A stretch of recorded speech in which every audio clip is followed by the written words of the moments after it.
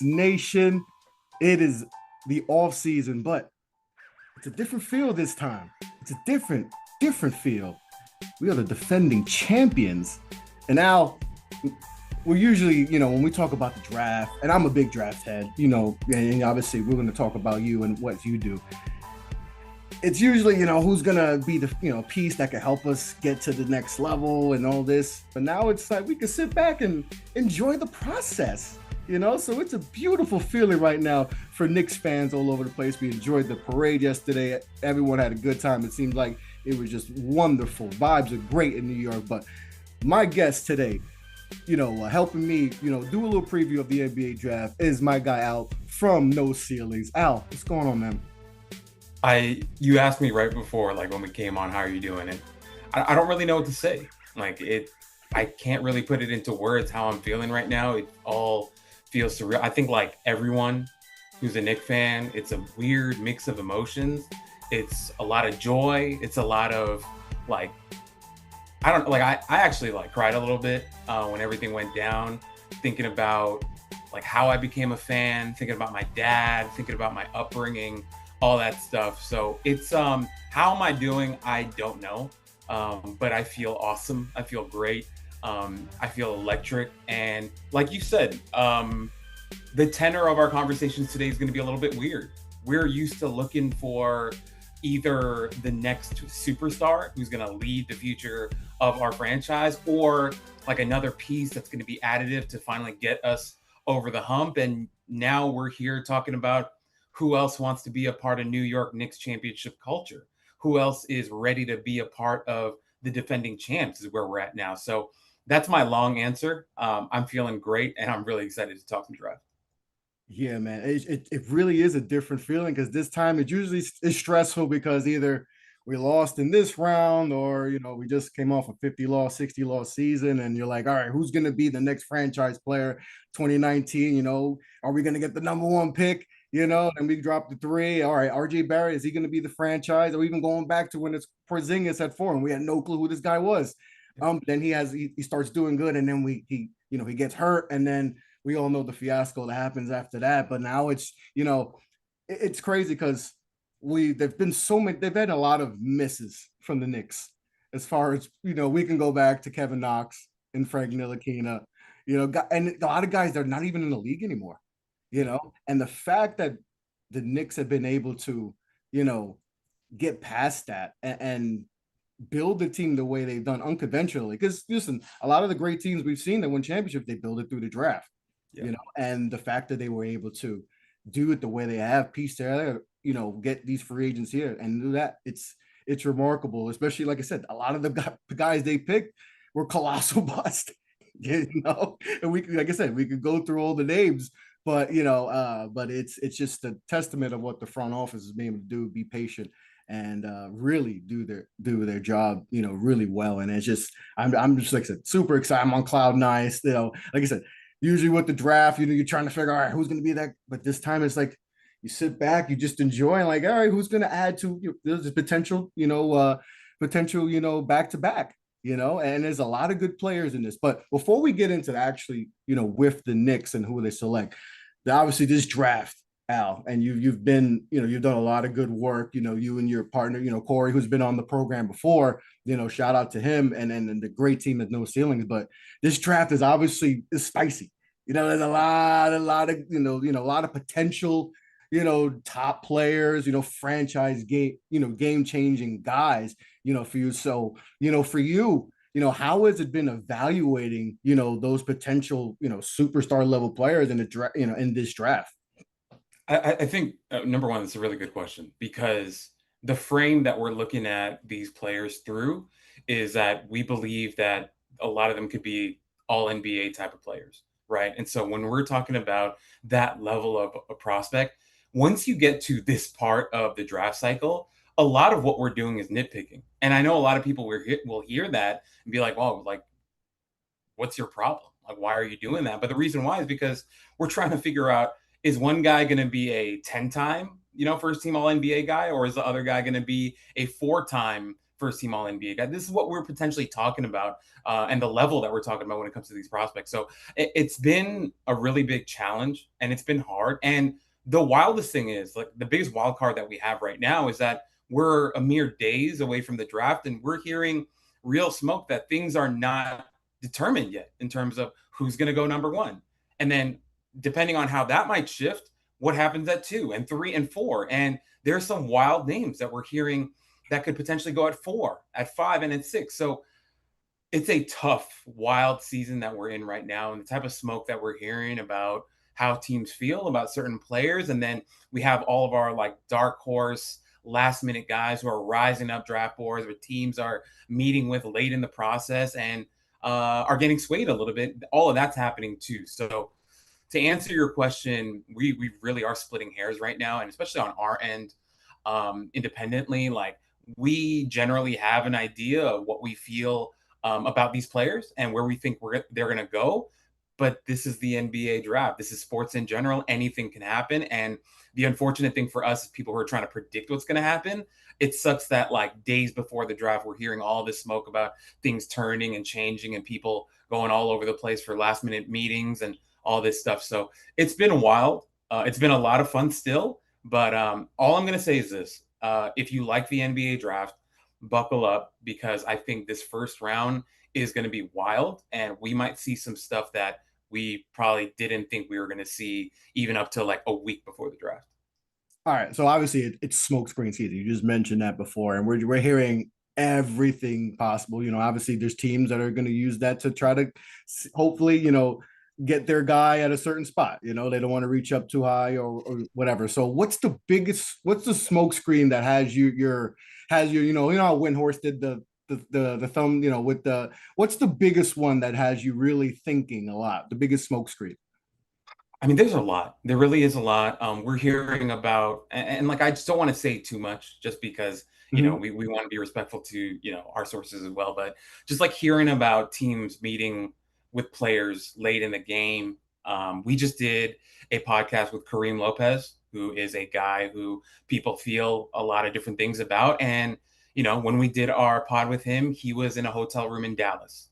So you start doing some math and you start wondering, okay, he's with Dallas, and Dallas has the 9th pick in the draft. And then you start to wonder, right? And stuff like that. So there's a lot going out right now. But my biggest thing is this. I feel like regardless of all the noise, in my gut, I still feel like AJ is going to go number 1.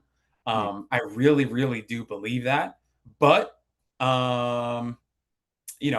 supposedly Darren only met with them. And so who knows, right?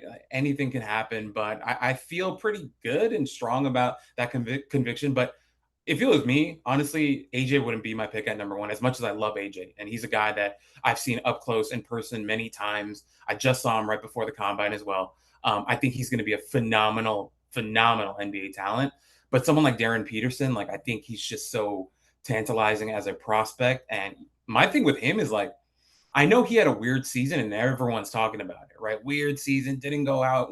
He wanted it to go, blah, blah, blah. But he's a killer, man. And I think there is a attitude to him that makes a lot of sense for me. Reminds me a lot of guys like a Kawhi Leonard, like a Derrick Rose, not in terms of game, but in terms of demeanor and how he carries himself. And I think just because a guy doesn't talk a lot, isn't boisterous, isn't this loud, rah-rah guy, doesn't mean he doesn't care, and doesn't mean that he's not an absolute killer. So long answer, I know, but with everything out there, I still feel like AJ goes number 1, and I hope that's not like a crazy hot take. No, it's not a crazy hot take at all. And you guys on the No Ceilings, make sure the guys check out noceilings.com. They do tremendous work over there. You guys have AJ going on to the Wizards. And he's obviously a tremendous prospect. It feels like it's like you can't really go wrong because he has the profile you want. He's 6'9", has the wingspan, is a bull, led the nation in scoring. So like taking him number 1, it's not like, oh, what are you doing here? Like, I feel like a lot of people kind of make it that way sometimes, but it's like, no, he was just as good as Darren. But obviously the thing with Darren Peterson is a lot of the the off the court stuff, and I don't think he's actually maybe helped himself with the way he's kind of let people know about the cramping issues and just why he stop playing in certain games, and I think if you're one of these franchises who are trying to change, if you're Washington or you're Utah, you've been losing for a lot. You want a guy that's gonna help, get you back into contention and be, a legit team. You're gonna question him a lot. And I feel like with Darren, he's like the talent is, to me, the talent alone is number one pick. But the other things, I think that's maybe, but I still wouldn't be shocked if Darren Peterson goes number one. And like I said, smokescreen, all this, and like, hey, all this is he's number one. And then like I remember I just heard someone talk about it. It's like in 5 years we could just be like, remember when we were worried about the cramps and like all his motivation to play, and like now he's the best two guard in the league, and he's taking, he's an all-star, he's all this and that, and he's helping the Wizards or whoever, Utah, so like there's that part too, that like we can be going crazy over Darren stuff, the non-basketball stuff, and meanwhile it's just like, yeah, the same thing. Like it reminds me a lot of Anthony Edwards. Yeah, I was gonna say that. Like we were so stressed about Anthony. Oh, does he really love basketball? Blah blah. And then like he's arguably, one of the best players in the league, and 2 out of 3 years took his team to the Western Conference Finals. So it could be that, but this is what makes the draft so much fun, is like you're trying to figure out. And I'm sure with you guys, like you trying to figure out, like, all right, like this stat, like the team, like how he played in college, like all right, he did this and that, this player did this and that, but like, all right, was it the system? Was it, the competition? It's all that. So there's so many factors. Like, how do you go about like trying to figure out if this stat is real or that stat is fake, or like competition, is that real? Is that fake? Like, how do you go about that? Because that's really tough. I think your question, number one, great question, and I think you have to have that 30,000 feet in the air, bird's eye view, macro context of where you're seeing a player play at. So when we're specifically talking about a guy like Darren Peterson, something that we talk about a lot amongst ourselves at No Ceilings is that when was the last time Bill Self in Kansas pumped out like a top tier NBA prospect? I just, we can't really put our finger on that. Maybe we're talking about Andrew Wiggins. Maybe he's the last one, and even Wiggins, right? Like the way that turned out. Eventually, he did go number one. But with Peterson, I think, okay, number one, everything that we've heard is like NBA teams are not worried about the off the court stuff. And I think things are shifting, like the tides are turning a little bit, where now team people are looking at it as like, oh, like it wasn't weird what happened at Kansas. He actually tried his best to play, even with all the stuff that was going on with his body that he couldn't really fully understand. And like, we're all human beings. Like, if things start to happen in our bodies that we don't understand, it's scary, right? And yet Peterson, he still fought through all of that and played the season. And a lot of those games, he wasn't 100%. And you could see it. Like, it's not just a like word of mouth type of thing where we're just believing what he's saying. You could see it. Like, if you compare his high school tape to what you saw in college, the vertical pop and athleticism is just not there in college, right? And then you go, okay, so what's wrong with him? Clearly, there's something wrong with his body. Like, it's not that complicated. And when it comes to the off the court stuff, like everything that we've heard is that none of that's real. Like, it's literally just smoke. Like, he's a great kid, great work ethic. He wants to be great. And he fought his tail off to be on the court for Kansas in a system that wasn't really tailored for him, right? Like, they threw him in the corner a lot and was like, can you be a floor spacer? And we're talking about a kid who was like the number one prospect in his class. So there's a lot to consider and a lot of different factors to consider. And I think that's why overall our consensus at No Ceilings is that most of us continue to have Darren at number one, because number one, he didn't get to show all of his capabilities at Kansas, but then also he had real obstacles that was keeping him from that. And the last thing that I want to talk about is like, I've seen out there people talk about like, oh, Darren Peters is a point guard. Like I really don't agree with that at all. Like, I think Peterson has real playmaking ability. He's got a great handle of the ball, but I don't think that necessarily makes you a point guard. And especially in a day and age now in the NBA where we see so much fluidity and versatility be like such a important aspect of the game. I don't like this idea of trying to pigeonhole Peterson into a point guard. I think he's just an offensive engine, right? Whether that means he brings the ball up and he's getting you into your sets, whatever, or he's playing off ball and he can create on the second side. You have a strong side action, you get it over to him, and he's coming downhill, coming off a ball screen, floor spacing, hitting open shots, cutting to the basket. There's so much versatility to his game that I just don't understand why you would try to pigeonhole that into something that I don't think he necessarily is. I just don't see him as being a pure point guard. He's got good passing ability to him, but the value is that he's 6'6", long arm, athletic, and can do a bunch of different things on the offensive and defensive end of the floor. So this is why he's a special prospect and why he deserves to be in the number one pick conversation. All right. So one more thing before we get into the Knicks draft talk. Jalen Brunson obviously just led the New York Knicks to an NBA championship. And obviously the undersized guard being the focal point, has been a topic of conversation before, Brunson won before he helped lead our New York Knicks to a championship. Are you on the side that for a guy like Darius Acuff, who to me he's the top point guard in this draft, he's special. I think he's an outlier from a lot of those smaller guards because I just think all three levels he's just amazing, and he's built like a Jalen Brunson, in a sense, just right-handed version. Do you think that Jalen Brunson being able to lead the Knicks to the championship, does that help Acuff, or do you still are on the side that we still got that's an outlier? We can't just buy the hype that now we can.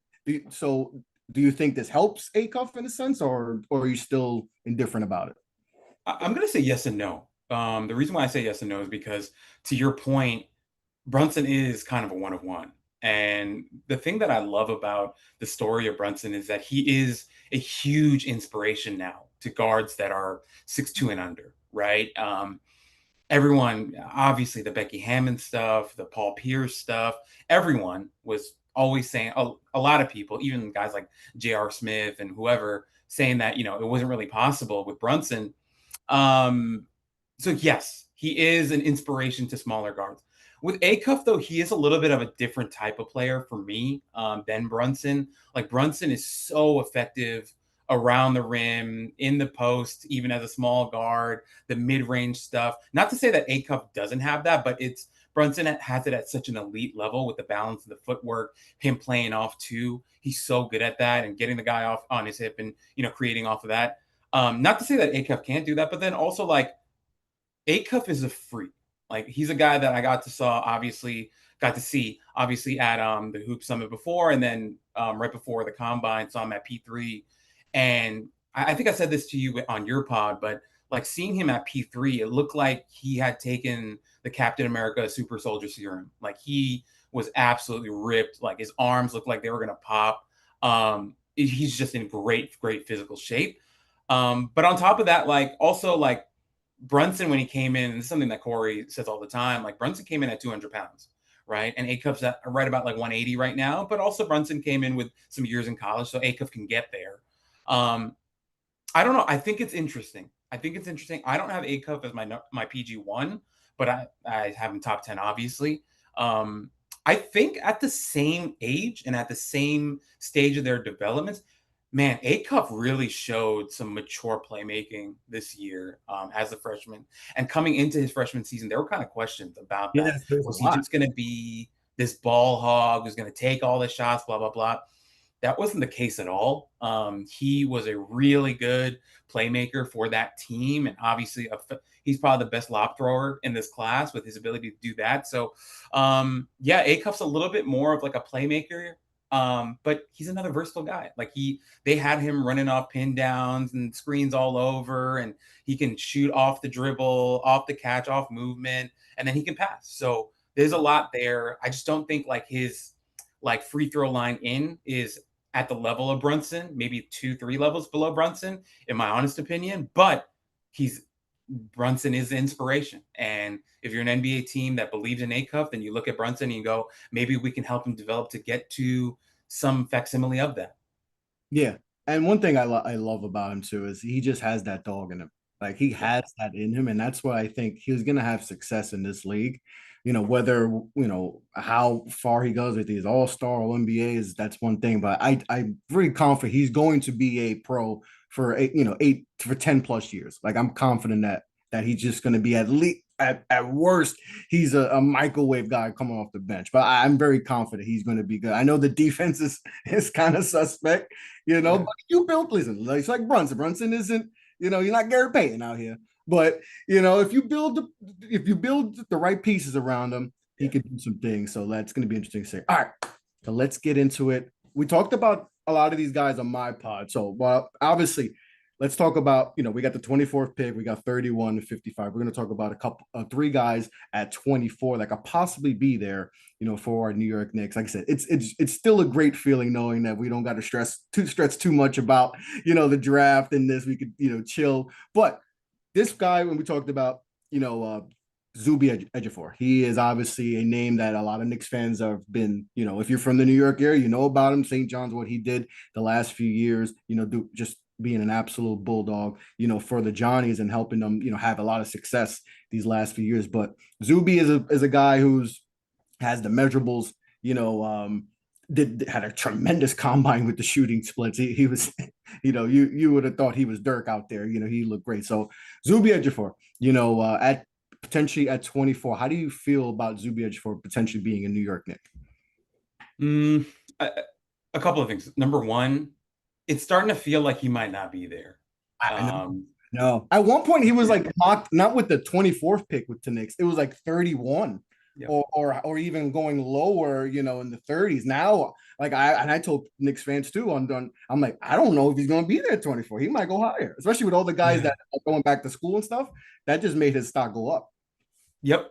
That's real. And it's starting to feel like if he gets there at 24, we'd be really lucky for the Knicks to get him. I think with Ejiofor, it's easy. Like the basic thing will be like, oh, St. John's, local kid, like, bring in the local kid. Sure. Like I can understand that the Knicks have seen him a ton. The more important thing with Ejiofor is that he fits the culture of what the Knicks are building. The Knicks are built off of team winning, right? Sacrifice, playing hard, playing with toughness. Ejiofor is literally all of those things. He's a guy who, if the Knicks were to draft, obviously he's going to be a second unit big. And what he's going to offer defensively with his versatility, him being 6'9" with the wingspan that he has, the ability to move and guard multiple positions. He's a guy who, if he has to go out there and guard a smaller guy, he can do it. He's got that type of lateral mobility. Offensively, he's grown so much as a playmaker. He doubled his assist averages this past season. He's at like just under 4 a game. A guy who, once again, like as a second unit guy, being a backup big for the New York Knicks, you kind of have to do the small things right. You got to be able to screen well. You got to be able to rebound. Got to protect the rim, play defense. Ejiofor does all that stuff. And so in terms of like the Knicks getting a 6'9" guy who's versatile on both ends of the floor, who has real shooting potential too, like as I'm saying it out loud, I keep convincing myself he's just not going to be there at 24 because he's such a well-rounded prospect who is mature, and teams in that range from, to be honest, 14, maybe even higher, but like 14 to 18 to 20, they're going to want a player like this, whether they want him to be like a bolster to their second unit or a guy to, be a starter for them, who's going to bring a ton of toughness and versatility. So I love Ejiofor, and if I were the Knicks and he was there at 24, I'm absolutely sprinting to the podium to take him. But I'm starting to feel like he's not going to be there. And that's usually what happens with the Knicks. The players you love, and Knicks fans, the player you love, and you're like, all right, this is going to be our guy, and he goes a pick before. That usually tends to happen. And then the Knicks haven't shown, especially on the Leon, that they're willing to trade up. Like if their guy isn't there, there are a couple guys aren't there, they're not going to trade up for that guy. They stick to their guns, and they trust their board. And if he's not there, they've been shown. I mean, a few years back, they traded out from 11 with Thunder, and completely not even the first round. They just got out of the first round because their guy wasn't there. So they've shown, in the past, under Leon, that they're going to trust their board. If their guys aren't there, we'll just move back. And obviously we just heard, from James Dolan, he's not going under the second name. They're not doing that. So this isn't, like I said, I don't think the Knicks are going to use all 3 picks, and we talked about that on my pod. I don't see that happening, but under circumstances, we'll talk about it. But I definitely see a scenario if there few guys we're going to talk about aren't there, then they'll punt out of the first round potentially altogether, and just try to get value in second round and just like it also seems like they draft better in the second round than they do in the first round because a lot of the first round pick. I mean, they signed R.J. Barrett and then they traded him, so that was the first guy since like Charlie Ward in the first round that they re-signed. So, but Zuby Ejiofor is somewhat, and in your guys' mock draft, you have him going to the team we just beat in 5. The San Antonio Spurs, which that would be I hate to say it, that would be an absolute perfect fit for them. Yeah. That's they could have used a guy like Zuby Ejiofor, potentially. Maybe we're talking completely different right now, if that's the case. But he's definitely his stock has risen so much since the combine. So crossing fingers, I think if we hear his name with 24, I think Knicks fans would be elated. But like you said, he's risen a lot, so we don't know if he's there. But another guy that, as a Duke Blue Devils fan, he crushed my heart because he just absolutely was just a bulldozer for UConn and helped them, come back from a massive lead, versus my Blue Devils. And that's Tarris Reed Jr., who's built like we talked about it. He's built like an ox, So Tarris Reed potentially being there. He's another guy who's risen too. It feels like he was a guy maybe in the second round. And, since that, that game versus Duke, until the combine, he's risen a lot. So talk a little bit about Tarris Reed potentially, of being a New York Knicks. Yeah, I mean, Tarris Reed, a guy who started his college career at Michigan, eventually transferred to UConn, and a guy who really needed his time in college to develop. And I think with him, he makes a ton of sense for the Knicks, whether they're there at 24. I don't think Reed makes it to 31. I mean, to be honest, with the way that his stock is going, he might not even be there at 24. He might be another guy who goes Another before guy. the Knicks at 24.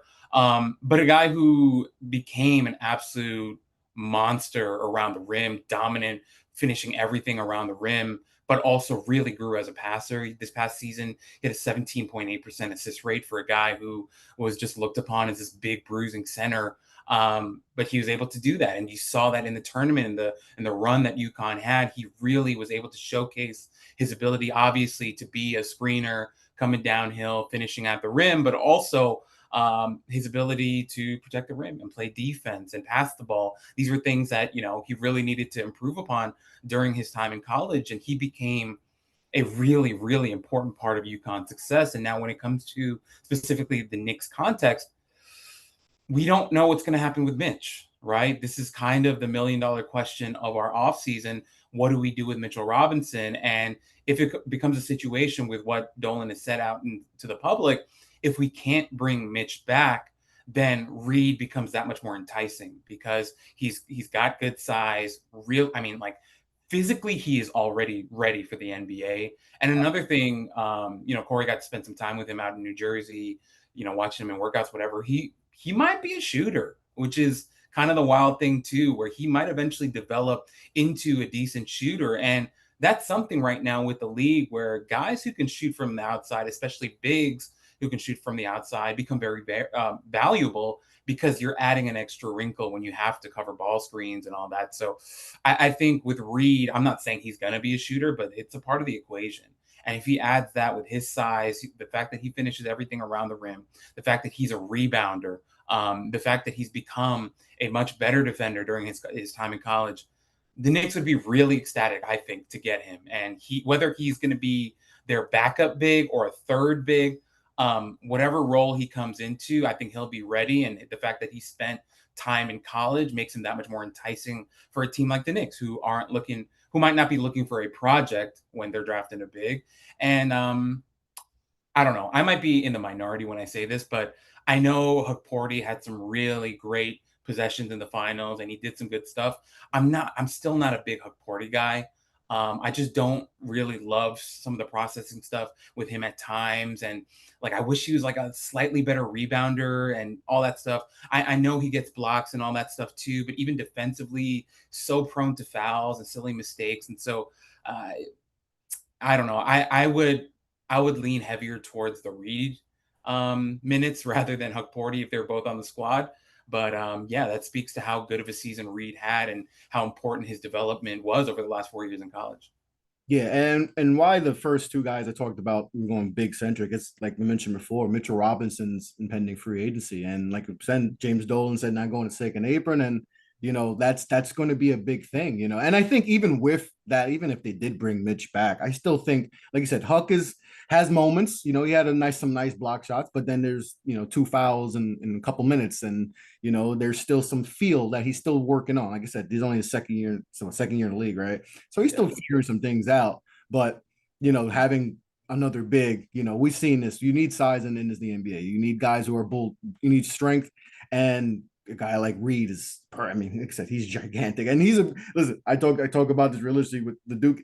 He was a big reason why that game UConn wasn't down by 40 in the first half instead of just being down 20 because they just gave it to him. And even when they were down 16, he get a couple buckets here and make it 12. Like he just kept, just chipping away and kept them from, like I said, getting blown out the door by Duke. So that to his game. And like I said, he's just a bulldog, bro. He is massive, massive, 6'11", 260. Like he has the NBA body. So that's things I like a lot about him. So we'll see what happens regarding that. But the mid situation is going to be interesting. But we're going to get off the bigs and we're going to talk about a guy who's been, he's worked out for the Knicks and been the focal point of Knicks draft Twitter, and that's Meleek Thomas. He's another one that is really, an intrigue, and he played with Acuff, so he's used to playing with a ball dominant type of guy, but he's another one that's very intriguing, can do a lot of good things, on the court, has the size, can get stronger too. But one thing I want to talk to you about him, because I feel like I've seen a lot of mixed feelings about his defense. I've seen people say they don't believe in it at all. Then I've seen people say I think he could be a serviceable defender. So that to me is the biggest takeaway for me is, I've seen up to 50-50 on his defense, whether you think he's gonna be good or not. How do you, what's your thoughts on that? I think okay. I think both sides are fair, but for me, and we're talking about this from like a Knicks specific lens. Mm-hmm. If the Knicks were to draft Meleek Thomas, they're not going to ask him to play a ton of minutes. And what's more important is that he's coming into a culture where the Knicks play good defense, and we have a lot of really good defenders. And so my thing is, if you have some questions about Meleek as a defensive processor, right, with his IQ, his team defense, his off-ball defense, I'd feel great about putting him on the Knicks and having him learn under guys like Mikal Bridges, who, like Meleek, isn't the strongest of build, but has figured out a way to be a really good defender, right? Learn under OG Anunoby. That's good. Deuce McBride, Josh Hart. There are a lot of great mentors on this team to help him become a really good defender or even a serviceable defender. And for me, it's like, I think he'll be just fine. Like, he was a freshman this past season playing on a team where, defensively they had some moments. And I think with Meleek, like, I'm not drafting him to be my lockdown defender either. Yeah. The real conversation you need to have with Meleek is the type of offensive player that he is, right? And he is a fearless, versatile, lights out type of shooter, right? And when I watch Meleek, honestly, I get a lot of like J.R. Smith vibes to him. Not that he's going to be that he's the type of athlete that J.R. Smith is, but think about the role that J.R. Smith played with the Knicks when he was on the Knicks, right? He was like a secondary, tertiary type of option, a guy coming off the bench, giving you real energy, ball handling. The thing that people may not know about Meleek Thomas, because maybe you only saw him at Arkansas, in high school, he handled the ball a ton. He was a guy that we got to see at the Nike Hoop Summit. He played for the Portland Generals. And he came in, and the Portland Generals are a team that they create to kind of scrimmage against the Team USA and the World Team. And he came in like a dog. Like, he wanted all the smoke. He came in ready to fight everybody, and not in a bad way, like in a basketball way, right? Like, he was really taking the game seriously. He's really competitive. And a guy who in his freshman season, as you mentioned, next to a ball dominant guard, kind of took a back seat. and was like, he was the main guy in high school. He came into freshman season, was like, I'll play a role. I don't care. It reminded me of Devin Booker before the 24 Olympics, when they're like, someone on Twitter was like, oh, you need someone to be the glue guy playing next to LeBron. And then Devin Booker tweeted out, I'll do it. Right. That was Meleek Thomas. Meleek Thomas in his freshman season for Arkansas was like, I'll play a role. I'll be a floor spacer. I'll do whatever you need. And he averaged 15 points a game as a freshman. Right. And once again, he's a guy who can do more stuff with the ball in his hands. And so for the Knicks at 24, you get a guy like him who you're just kind of scratching the surface with his offensive ability. And then defensively, you have the infrastructure and the context you want to help him become a good defender. That's a bet that I would feel very, very comfortable taking. And I'm not even slightly worried about that. Yeah, and he kind of has that J.R. Smith kind of spunk to him, unless you see Marty Collins, you don't that, but still a memorable moment in MSG. The bad times. Those are some of the bad times. But he has that, and like I said, I like like you mentioned, he had the ball in his hand a lot in high school and adapted. And I love guys who buy in. I know it's very hard. I think we kind of like we don't understand like how tough it is to have the ball in your hand and then go to college and now you're the third, fourth option. That's tough. And he bought in and he was able to play his role perfectly, and that's why I feel like he would come into New York and be tremendous. And then he shot the three ball well. Did a lot of good things. And I think defensively, like he was guarding a lot of the best defenders too, offensive players. And in New York, he's not going to be tasked to go guard SGA and from the jump. He's going to guard. He's going to be coming off the bench. He's going to guard the second unit guys. And I think he could do a solid job doing that. So that's definitely he's been someone I think Knicks fans have heard a lot in the last few weeks, and I think an intriguing name. We could definitely if there is things we do need, obviously maybe a big if Mitch is gone, but some wing depth in the second unit, get a little bigger, positional size in the second unit. I think that can be something we can definitely look into. But in your mock draft, and you guys do a community mock draft with guys in no ceilings, you had Koa Peat at 24. And we talked about him in my pod, and he's a name that could potentially, fall because, didn't have the greatest combine and kind of a tweener-ish. So you have him in your latest mock draft, Knicks taking Koa Peat. Talk to me about Koa Peat potentially there. I think for the mock draft, I did the write-up too for that pick. And for Yeah, me, yeah. yeah, and for me, the rationale is like you kind of you're kind of grabbing onto like a falling star a little bit here in this situation where Koa Peat came into college as a highly touted freshman, a guy who, Arizona was looking at to kind of be their front line, headline type of guy. And he ended up kind of just playing a role. Although he came out hot, like early on in the season, had a 30-point game, blah, blah, blah.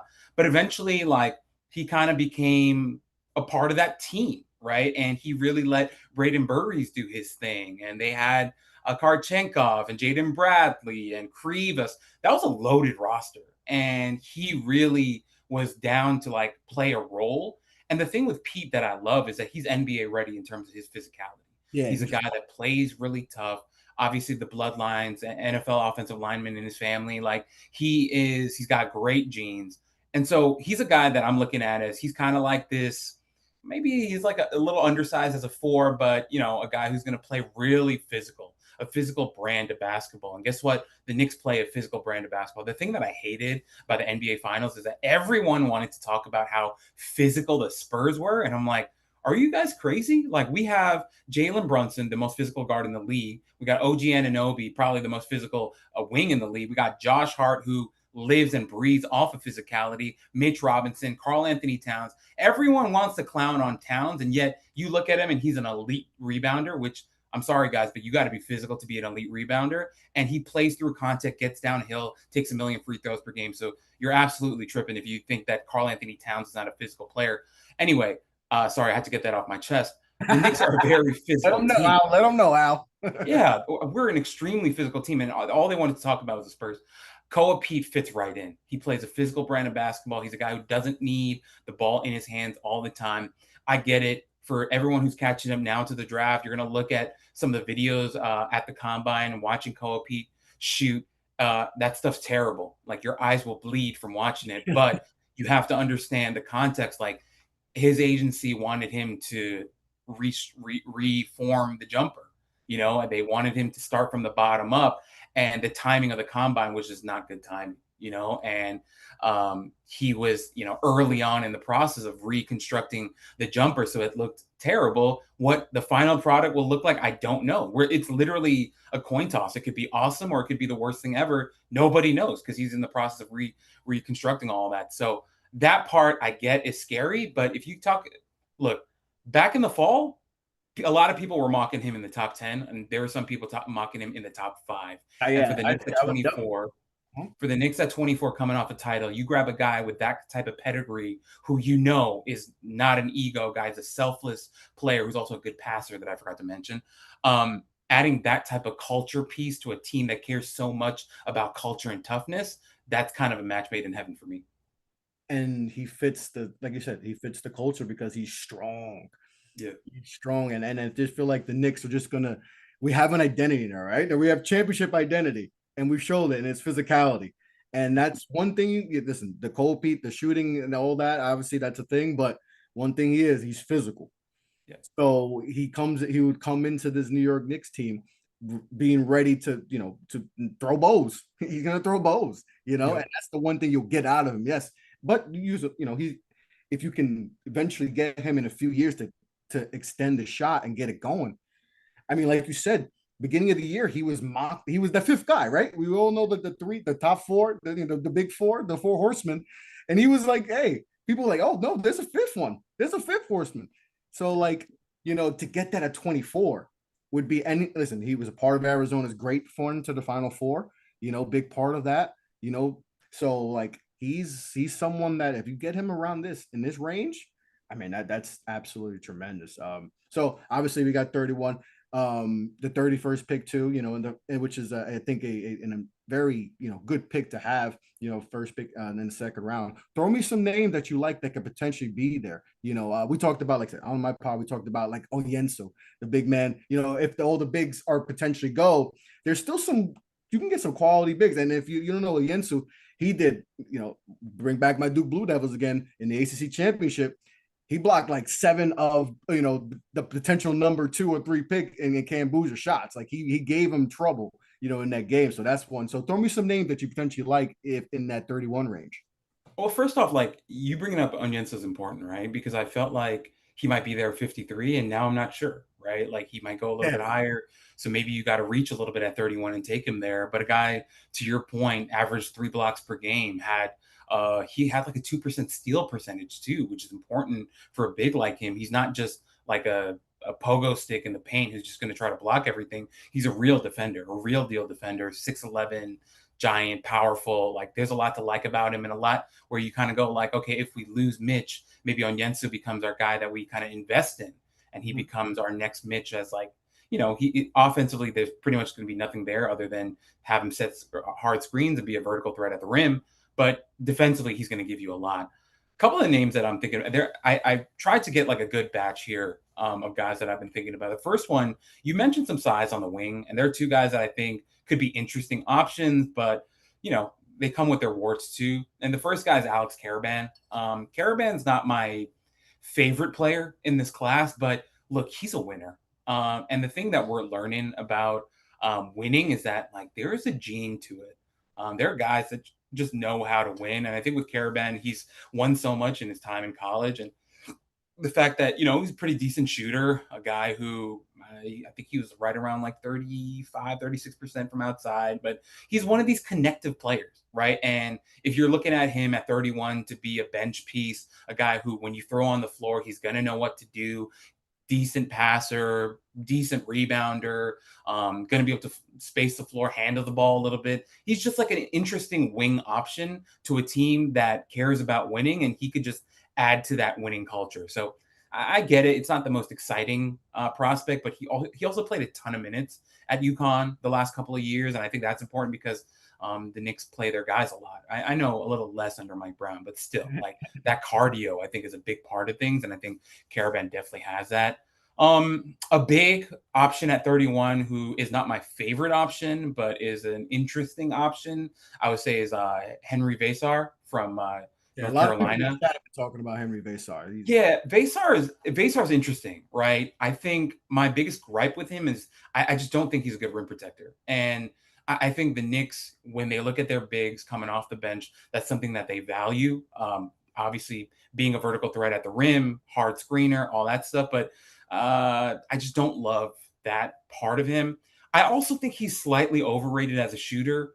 The reason why I feel that way is like I know he shot 40% from three this past season, but it wasn't like crazy volume. And I mean, he's also a center, so you understand that. But also, like, I don't like the fact that he was in the 60s as a free throw shooter. Like, that is generally not a good shooting indicator, and that scares me a little bit. So I just don't know if I'm not saying that Vasor's a bad player. I just don't know if he's a fit with our system. If he's a fit for what we're looking for our bigs to do, I just don't think that's the cleanest fit. And so I would pick other guys. Like, I'd much rather have Tarris Reed over him, obviously Zuby over him. Like, that's kind of how I feel. Another option. Now, my concern with him is that he's not much of a defender, but Tyler Bilodeau is a name that's really moving up boards right now. A guy who is 6'8", 6'9". He's probably 6'9" in shoes, but he just has the jumper of Allen Houston in a 6'9" body.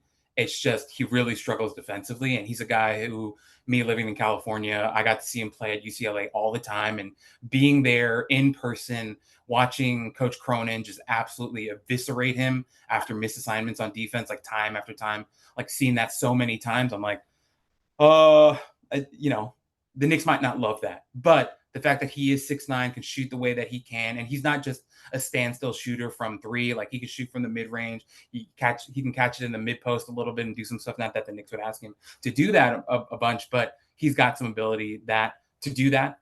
The last guy I mentioned at 31, and he's a guy that I don't know if a lot of our fan base is talking about, but Ryan Conwell from Louisville is a guy that I think deserves more attention. The thing about Conwell, he's a gamer, dude. Absolute gamer. Had a weird college career playing at a bunch of different schools, but a guy who shot the ball really well before this past season for Louisville. And so teams will be like, okay, so why did his shooting fall off a little bit, where I think he dipped to like 34% this year? But if you watch the film and you watch the tape, he took way harder shots this year. When Michael Brown Jr. was hurt and he was out, Conwell took a big brunt of that responsibility to be a playmaker, to be a scorer. He had the ball in his hands a lot more this year, especially when Michael was down. But a guy who just, I just see him as a really tough guard who can shoot the ball and will be a better shooter as a pro. And something that's not being talked about right now is that we went to P3 Sports Labs here in Santa Barbara before the combine. We got to see all the WME guys, and Conwell was there. And when we talked to the P3 guys, they were like, you guys will be surprised, but Conwell was one of our best athletic testers here. And we were shocked to hear that, because like when you look at Conwell, you don't really think of him as this like run jump athlete, but he's got some unorthodox athleticism to him that's pretty special. That's pretty great. And they were big fans of him. And so with Conwell, I'm looking at him at 31. He could be an interesting bench option as a guy who comes off the bench, hits some shots for you. We don't know what's going to happen with Shamet. Don't know what's going to happen with Alvarado. He's got a player option for $4.5 million. Conwell could be an interesting option as a guy who, once again, played a long time in college, can give you a little bit of a lot. And so I think he's an interesting option. Another guy that's been, in Nick's Twitter sphere that's been talked about a lot is Isaiah Evans. I watched a lot of him, and we talked about J.R. Smith a lot. He's kind of in that realm where, you can go 7 for 10 from three from him, or you can get the 1 of 10 from three for him, but he ain't afraid to shoot it. No. He ain't afraid to shoot that thing. So, talk to me about Isaiah Evans, because he's a very interesting prospect. Obviously, had a very, showed some flashes as a freshman, but then obviously this year he definitely, upped his volume and did some really solid things for Duke. So talk to me about him potentially. I actually thought Evans could have came out after his freshman season.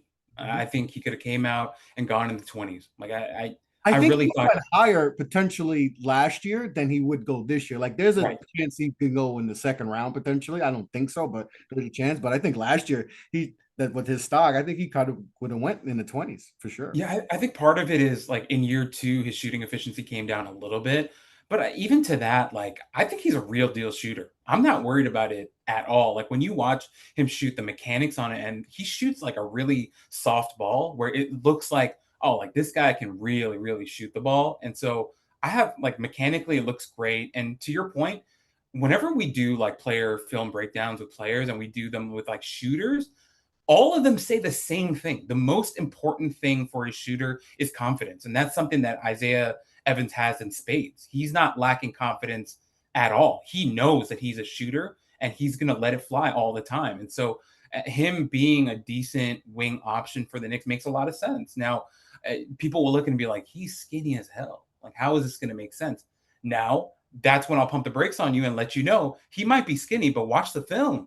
Kid plays hard, man. Like defensively, he gets after it. And he's a guy that I understand he has some limitations in terms of his frame, but I like him as a defender. Like I think there's real upside to him as a defender and a guy once again who plays really hard. And my thing is like if your biggest deficiency is that you're, a young man who's skinny, but you play really hard and can shoot the cover off the ball and can do a little bit of the stuff with the ball in your hands, I'm not worried about that. Like you're gonna gain weight 100%. Like whether you eat more or you're in the NBA gym, you're gonna gain weight. So I feel 100% confident that Isaiah Evans, if he's there, let's say the Knicks go Zuby at 24, right? God smiles upon the Knicks once again.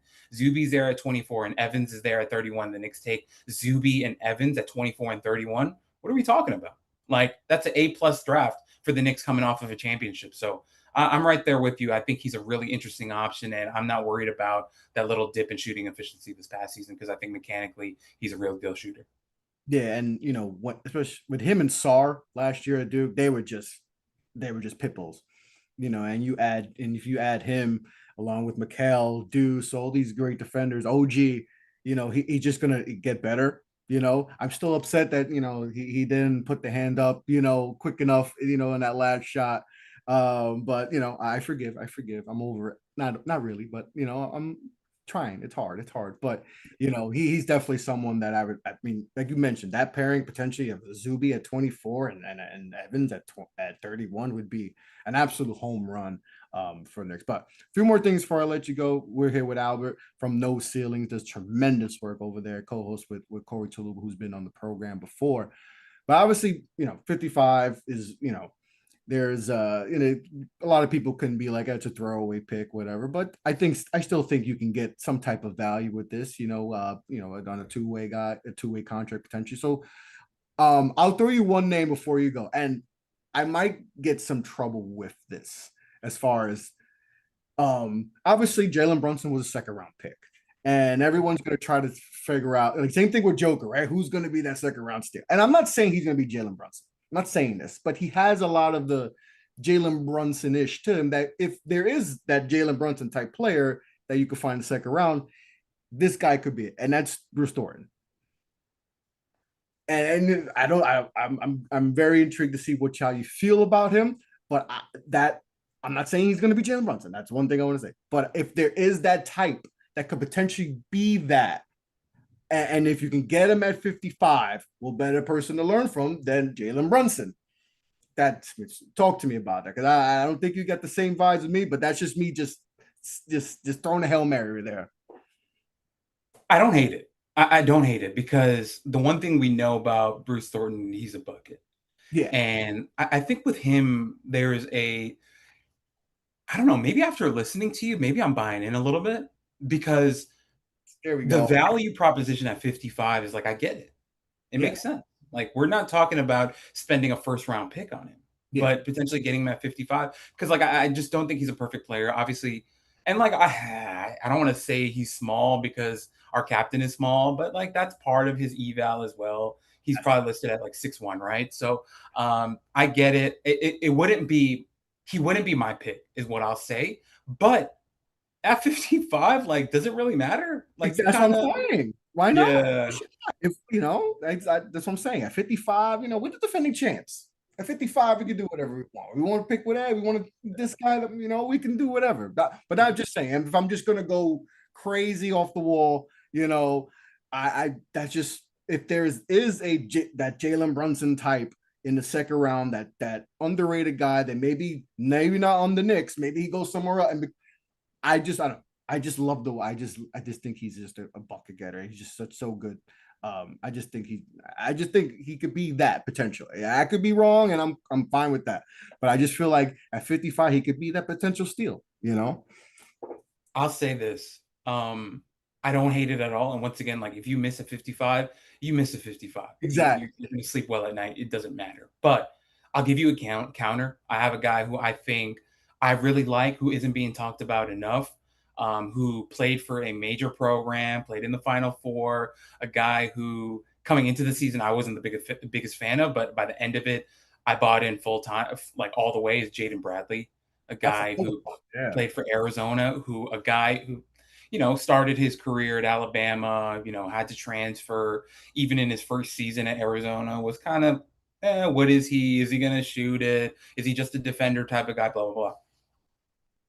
This past season, like, I really believe this, as great of a season as Koa Peat had and Braden Burries had, I don't think they make the Final Four without Jaden Bradley. Jaden Bradley was the steady hand, a guy who late in the game or in, clutch moments, you could put the ball in his hands. You knew what he was going to do. He was going to go get downhill, get to the mid-range, and he's going to hit a mid-range jumper in your face 7 times out of 10. Like, he was a guy who was a mid-range assassin. And what I'm thinking about with him is that he was a huge part of the defensive identity of Arizona, the way that he guarded with Karchenkov and having Krivas behind them. He was huge for them. And the fact that he's so composed late in games, like, I feel like that kind of matches with the energy of this Knicks team, a guy who, as a third or fourth guard, you're going to feel good about playing with your second unit, who can handle the ball, get you into your sets, and a guy that I think is eventually going to be able to shoot it from 3 as well. Not a great lights out shooter yet, but he can eventually become a good one. And once again, like with Alvarado having the player option this year for 4.5, we just don't know, right? Like, that's I want to say that he's going to come back, but who knows, right? Like, what if he decides to find more money elsewhere? It's a real possibility, especially after getting his chip with his hometown team. Maybe and being a factor too. It wasn't like he was just he. I mean, those Brunson minutes in that game 1 when Brunson went down with the ankle, I mean, that may have saved us too. Like, that's a very underrated part of our championship run, is those minutes were very important, and he kept us steady, even in the comeback too. We don't come back without him. Yep. Yeah. So Bradley's one guy that I like. And another guy who's similar, not in certain, just similar in terms of like he might be there in this range, is like Jacoby Gillespie from Tennessee. Obviously a smaller guy as well, but like, I don't know. I think he's like the sneaky good athlete, creative finishing ability at the rim. He's got some good decel stuff with him, the way that he can get guys off of him. But I don't know. Like, I just feel like he was a 4-year guy, played at different places. He was over 2 steals a game too, just like as an interesting another guard that you add. And like, also realistically, I just don't know how this team feels about Tyler Kolek.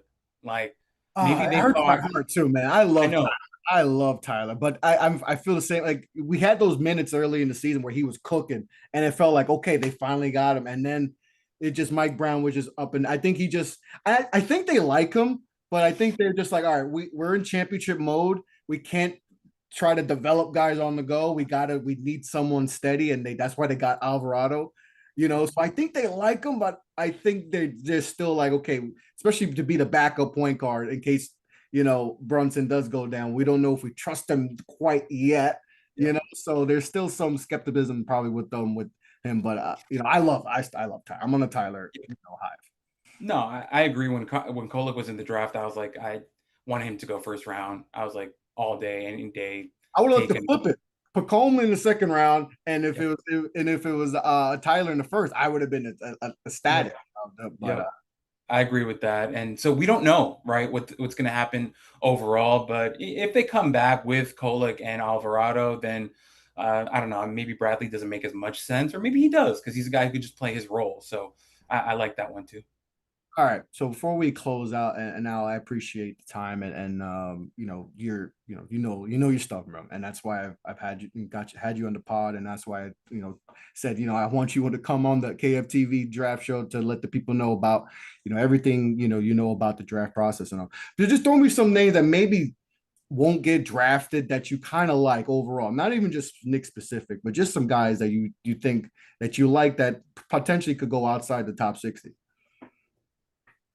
That's a tough one. Let me think. Well, okay. So one name that we didn't talk about that I think is interesting, who will get drafted, like 99% sure, Sergio De La Rey coming over That's from the name Spain. a lot of people talking He's about an him. interesting guy. Like watching him play, he's kind of weird. Like I feel like when I watch him play, it feels like I'm watching my uncle at LA Fitness. Um, there's not a lot of explosion to his game. He's like a very slow, methodical type of player, but he's interesting. Like he can really pass the ball. He's 6'6". The shooting is interesting. He shot the ball well off the dribble the last couple of years in Spain. So there's some interesting stuff there. I just he's not like the most fun to watch, but then also like the playmaking stuff is fun. So he's like a really interesting name overall. I don't know. I think he's interesting. Another name who I think will get drafted, but wasn't really in the conversation till like the combine is Baba Miller. I feel like he's been in the draft circle for like 4 years. Like one point he's gonna be a top fight. He's like what Wemby was. People thought have Wemby at, and like he bounced around a little bit. But yeah, Baba's been in the draft sphere for a while.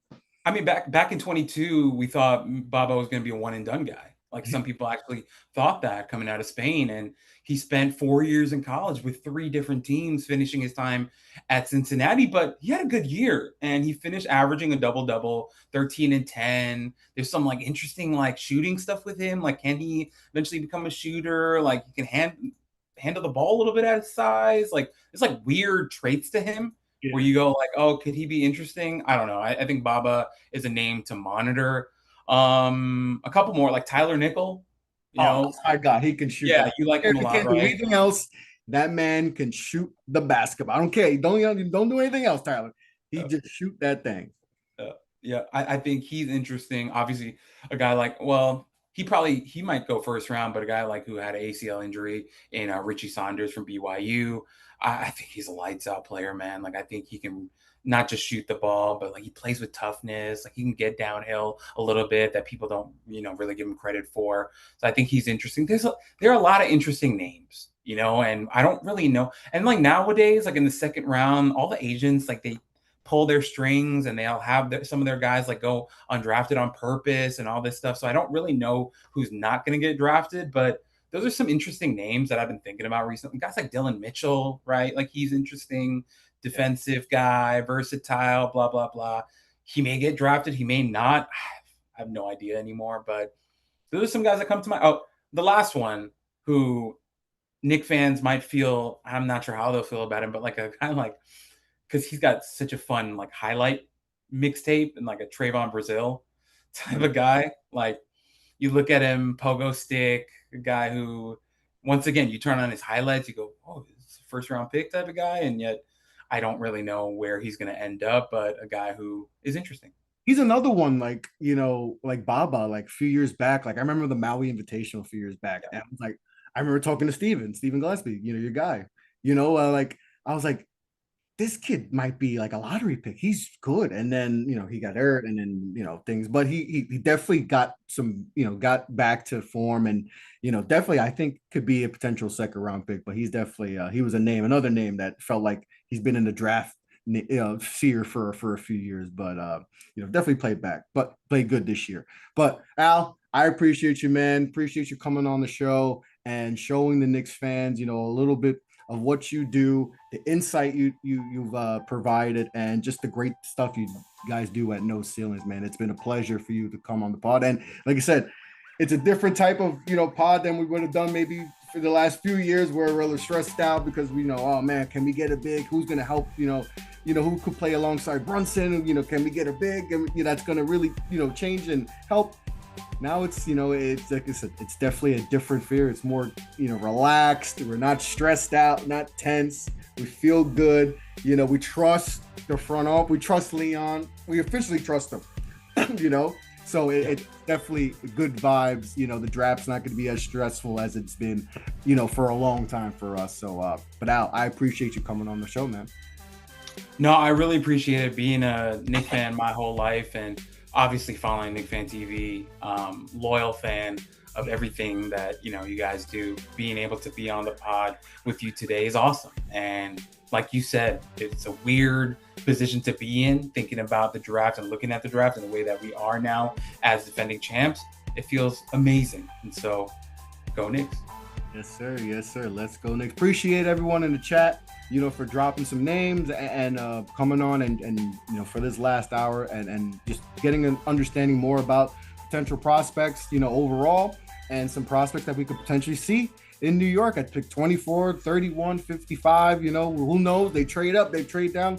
We shall see. But appreciate you guys for, letting me host. I'm coming off the bench like Tyler Kolek, like at the NBA Cup and doing my thing, but I appreciate everyone, for coming on and showing some love. Like I said, that's Al. I'm Chris. Appreciate everyone. KnicksFanTV. Appreciate y'all.